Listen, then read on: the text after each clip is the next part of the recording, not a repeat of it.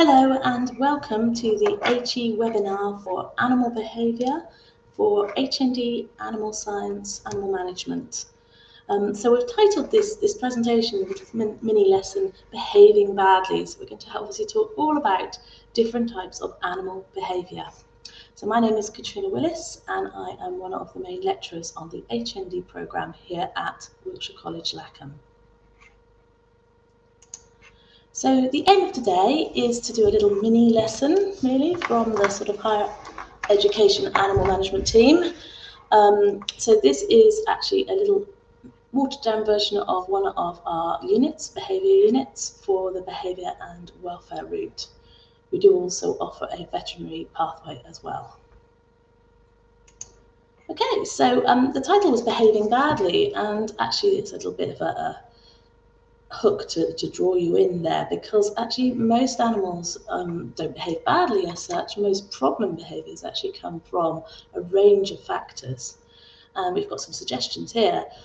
Misunderstanding the triggers is an absolute classic, particularly with training animals. If you misunderstand what they are associating their behaviour with, and effectively you are reinforcing behaviours that you don't want to reinforce, that's an absolute classic. And inconsistent commands and reinforcement is another. So working within training groups, I find this quite often, that you're training the people rather than training the animals. Of course, the animals come with a whole baggage of prior experiences, associations that they've already learned, which you may or may not like. And so with your pet animals, if you have them from homes, rehoming centres, for example, they may come with a whole heap of behavioural problems which may need to be redirected. That's the best word. Reversion to wild behaviours is another classic example of why you might get problem behaviours, particularly within species that maybe you're hand rearing, wild species, when they reach puberty and they revert back to more aggressive wild behaviours. And in many cases, if you're looking to rehabilitate wildlife, you don't want them to lose the wild behaviours, you want those wild behaviours. Of course, poor husbandry is another aspect here, and when we talk about stereotypic behaviours. So how do we actually classify behaviour? It's really quite difficult because animal behaviour seems very discursive, and I'm sure if you're listening to this, you've got lots and lots of examples of animal behaviour, but most likely you don't realise that you do. And it's all about how an animal responds to stimuli, and that could be sight, smell, taste, touch, other animals, the environment generally, all sorts of stimuli. Remembering that animals perceive things differently to the way that we do. If we understand potentially the triggers for behaviour and the functions for behaviour, then we can help that with our improvement of animal management and how we deal with animals, both wild and captive.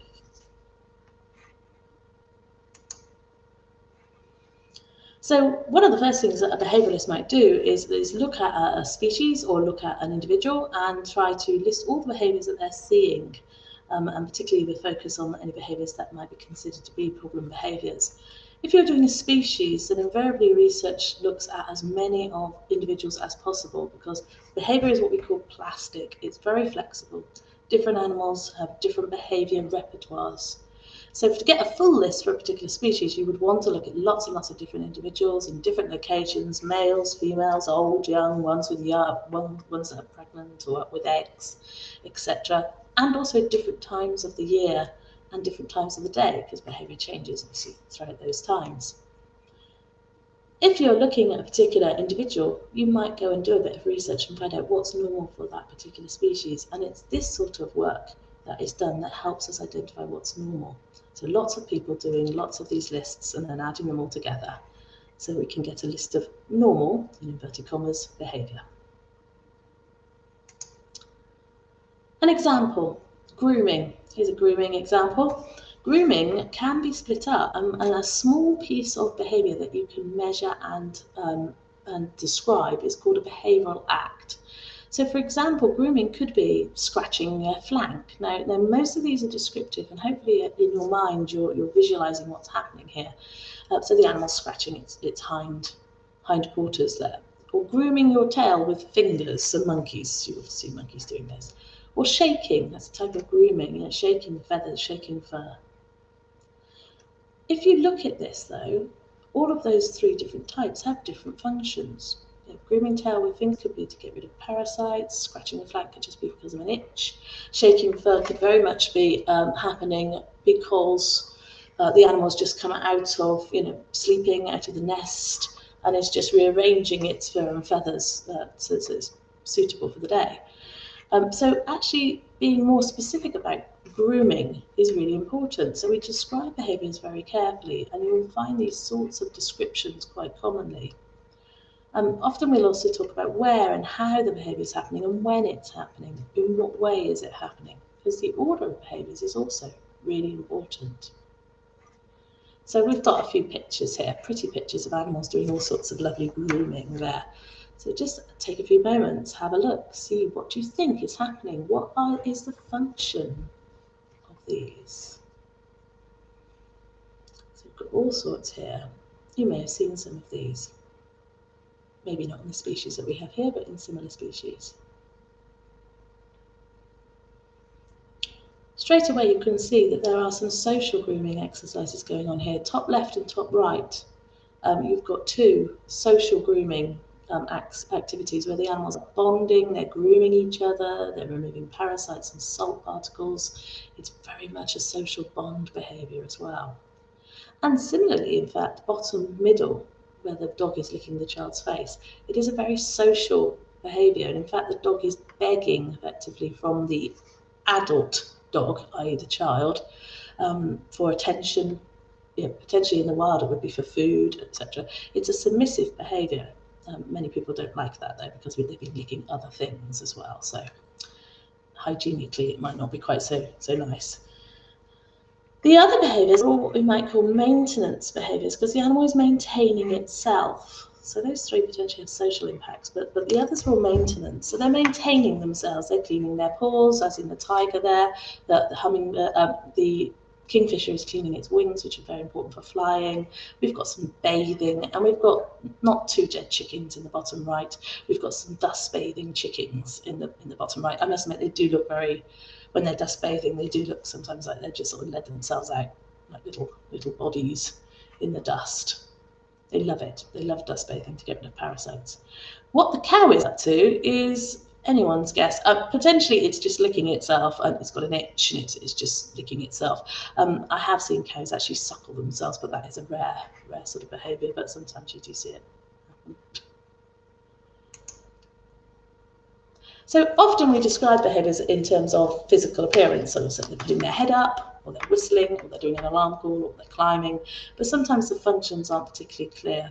So I've got a few more pictures for you to have a little look at. Some of these are rather odd behaviours. What on earth is the function of some of these? Not always an easy answer. I'll give you a moment to look at the pictures and have a think.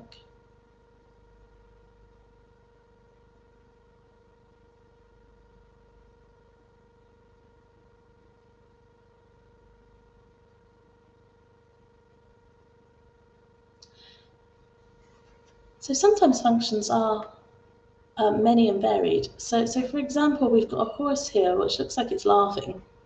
Potentially it's not laughing. Okay, it might be neighing. It might well be making a noise, in which case it could be attention seeking. It could be part of a wind sucking. It's dragging air into its mouth, some sort of stereotypic behaviour.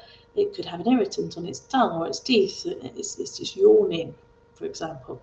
We don't know 100%. That's why the order of behaviours is sometimes really important, and the scenario where it's happening. So there's all sorts of potential functions there. The dog chasing its tail usually happens when the animal is highly motivated, when the animal's excited. Okay, and it's a way of outletting motivation so that it can feel better. It's a bit like humans fiddling with keys when they're in a sort of stressful situation. It's an outlet of motivation, and it's exciting, and some animals just find it completely fun. They're playing. Play is a completely different kettle of fish to discuss. But invariably it's because they're so motivated, so excited, they want to outlet that behaviour somehow. They chase their tail. Feather plucking in the bird on the bottom left is a common stereotypic behaviour, classically known as an abnormal behaviour.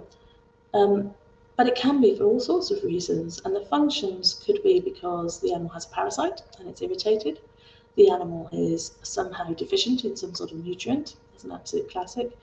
The other one, of course, is the behavioural function, and that becomes a habit. It could be for attention seeking, it could be just because it's a habit and the animal cannot express itself in what we class as a more normal way. It's very difficult to break some stereotypic behaviours and stop them.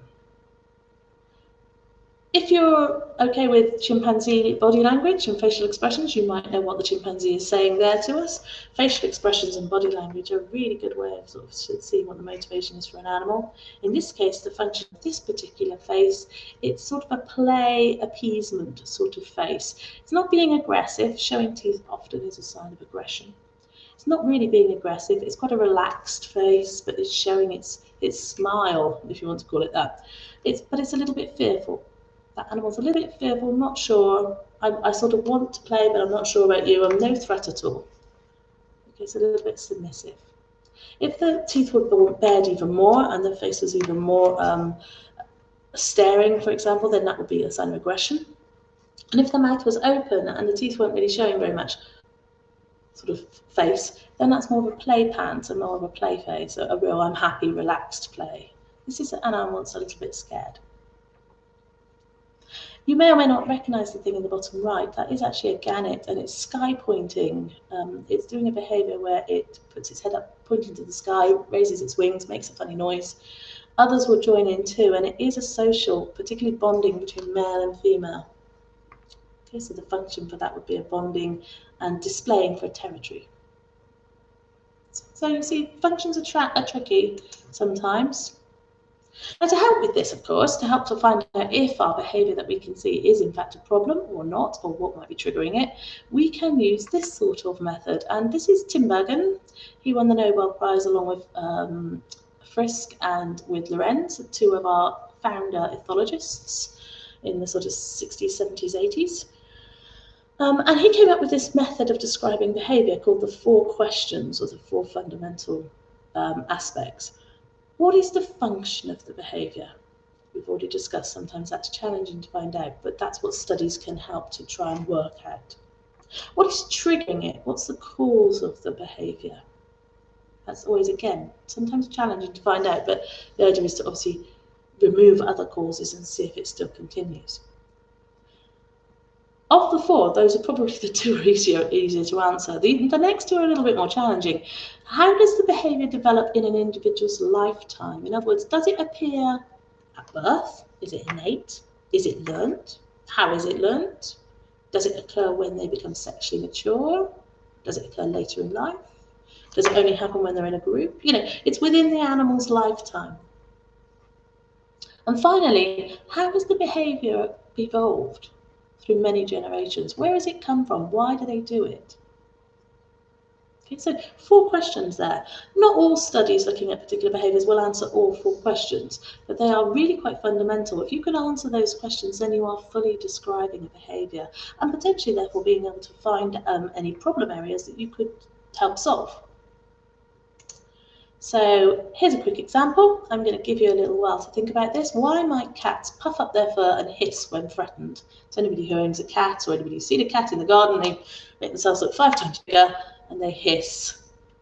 I should have put a picture of that, shouldn't I? So I'll give you a few moments and then we'll have a quick look at those 4 questions.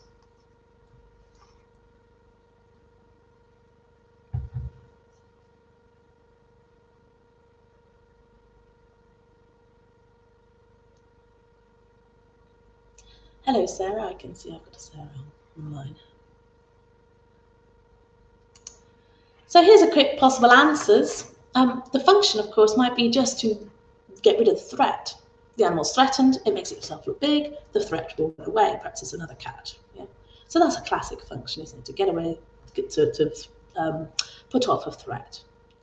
The cause, of course, is the trigger, the thing that sets the cat off. I mean, it doesn't just puff itself up for no reason. It's seen another cat, or it's seen something it doesn't like. It's smelt another cat, perhaps. There's a perceived threat. There's a trigger.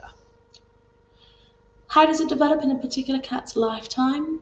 Well, it's innate. It's part of the flight and fight response. It happens naturally. Some animals are more prone to it because they're a little bit more nervous, perhaps, or more perceive more threats.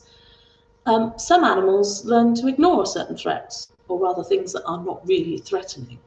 So another cat, for example, if it never comes into your garden but you see it sitting on the fence, eventually it's worth just ignoring it. It's not worth the energy.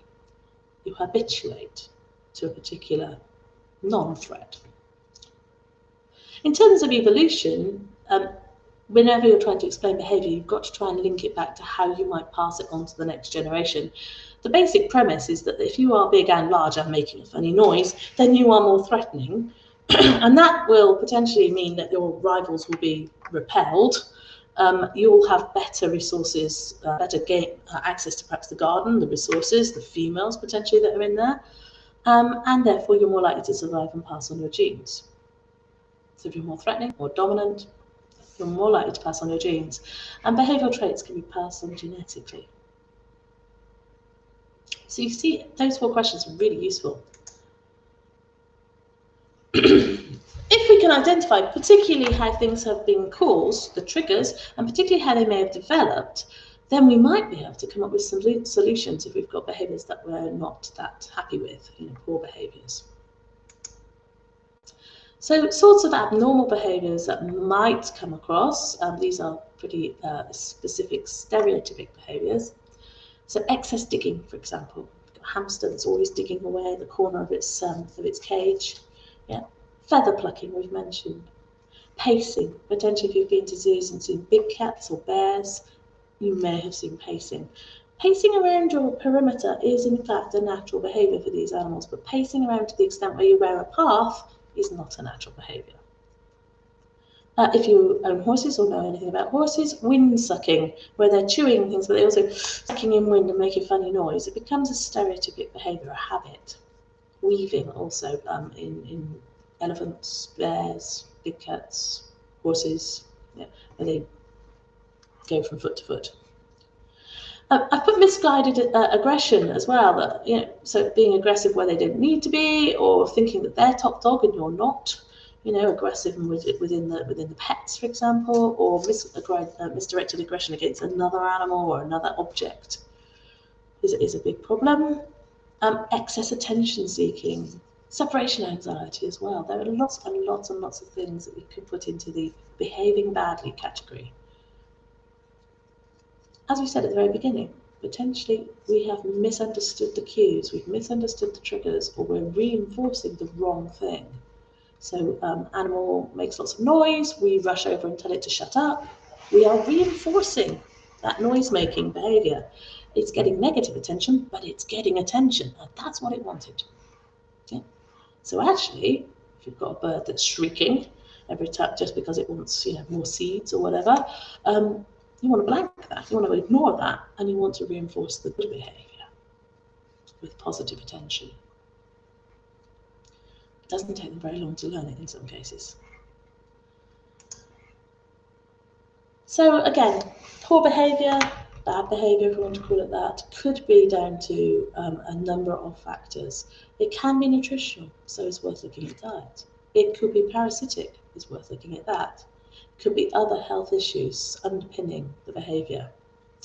It could be more behavioural in terms of a perceived threat, learned associations, they've learned to do this and they get attention, or a lack of opportunities to behave in a more suitable manner, as in animals that might be in small or barren cages, for example. Inappropriate husbandry, inappropriate social grouping. That doesn't just mean being by yourself, but also potentially being in a big group that might cause more stress and more friction.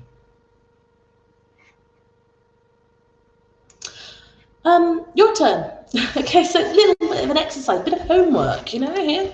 Next time you're watching your pet, or if you don't have a pet, maybe you have access to some livestock, or maybe you have birds on a bird table, or maybe you're watching Autumn Watch or one of David Attenborough's.